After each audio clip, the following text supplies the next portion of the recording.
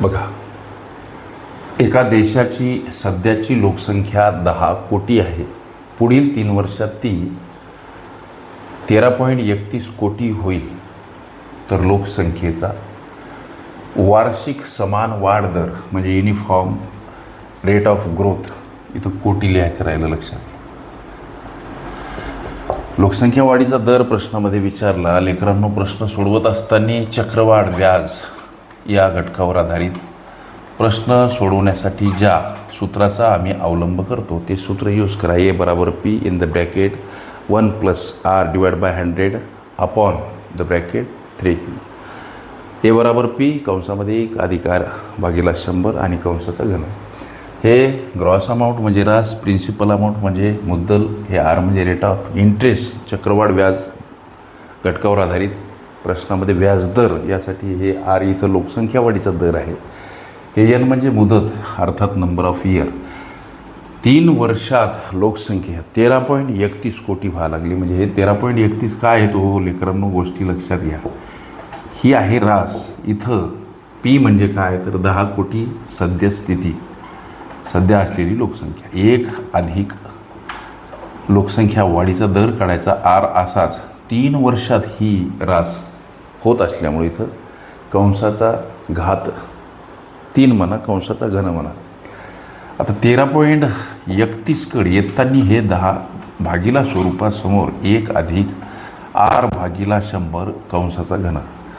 लेकरांनो, हा भाग कसा जातो तर 1.331 असा वाटल्यास तुम्हाला समजून सांगायचं असेल तर 13.31 आणि याला भागिला 10 आहे.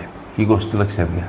अंशस्थानी असलेलं दशांश चिन्ह घालवायचं, छदस्थानी 0 घ्या. मात्र किती तर दशांश चिन्हाच्या नंतर जेवढी घरं, स्थळं, पदं आहेत तेवढी एकावर 0 असलेली संख्या छदस्थानी गुणीला घेतली म्हणजे अंशस्थानी असलेलं दशांश चिन्ह गायब होते. मग आता 10 इथं 2 स्थळं आहेत म्हणून एकावर 2 शून्य असलेली संख्या घ्या छदस्थानी.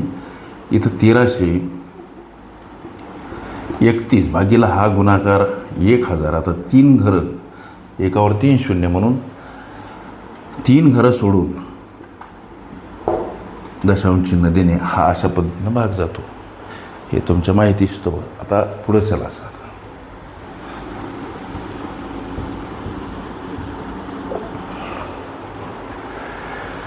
हे घनपद घालवायचं तेव्हा समोरील अर्थात परस्पर विरुद्ध बाजूला असलेली संख्या घनमुळात टाका.